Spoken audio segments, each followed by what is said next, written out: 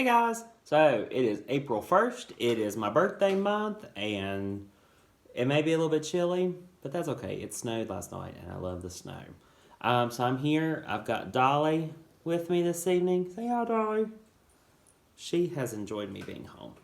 Okay, so yesterday I read from Yertle the Turtle, and the next story in this book is Gertrude McFuzz, which is a really fun story. There once was a girl bird named Gertrude McFuzz, and she had the smallest plaintail ever was. One droopy droop feather, that's all that she had, and oh, that one feather made Gertrude so sad. For there was another young bird that she knew, a fancy young birdie named Lola Lee Loo. And instead of one feather behind, she had two. Poor Gertrude, whenever she happened to spy Miss Lola Lee Loo flying by in the sky, she got very jealous. She frowned and she pouted. Then one day she got awfully mad and she shouted, "This just isn't fair. I have one and she has two. I must have a tail just like Lola Lee Loo."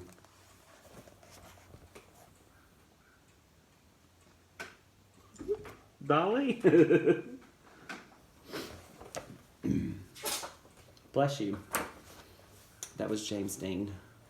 So she flew to her uncle, a doctor named Dake, whose office was high in a tree by the lake.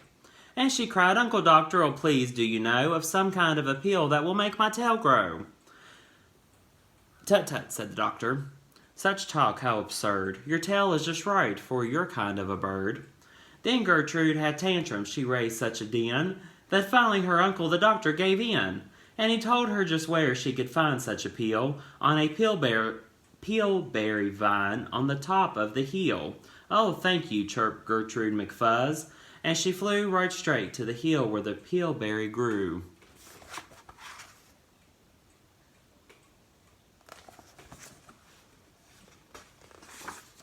Yes, there was the vine, and as soon as she saw it, she plucked off a berry. She started to gnaw it. It tasted just awful, almost made her sick. But she wanted that tail, so she swallowed it quick. Then she felt something happen. She felt a small twitch, as if she had been tapped down behind by a switch. And Gertrude looked round, and she cheered. It was true, 2 feathers, exactly like Lola Lee Loo. Then she got an idea. "Now I know what I'll do. I'll grow a tail better than Lola Lee Loo. These pills that grow feathers are working just fine." So she nibbled another one off of the vine.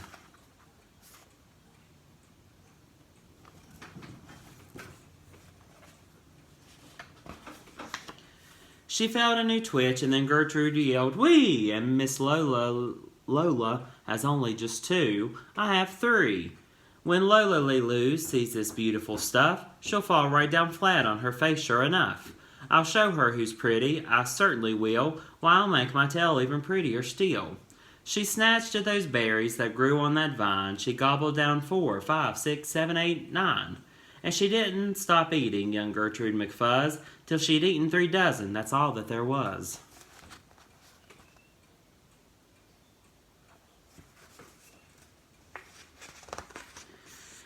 Then the feathers popped out with a zang, with a zing.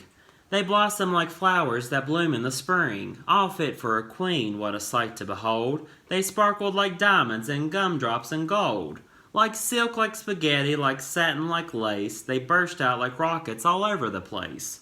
They waved in the air and they swished in the breeze, and some were as long as the branches of trees. And still they kept growing, they popped and they popped, until long about sundown when finally they stopped. "And now," giggled Gertrude, "the next thing to do is to fly right straight home and show Lola Lee Loo. And when Lola sees these, why her face will get red, and she'll let out a scream and she'll fall right down dead."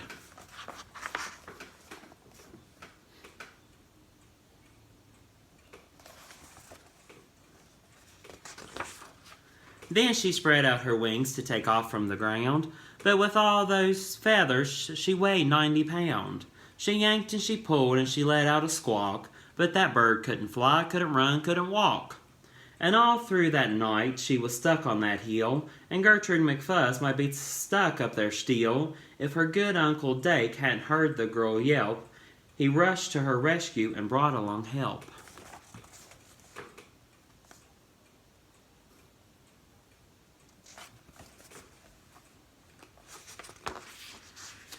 To lift Gertrude up almost broke all their beaks, and to fly her back home it took almost 2 weeks. And then it took almost another week more to pull out those feathers. My Gertrude was sore.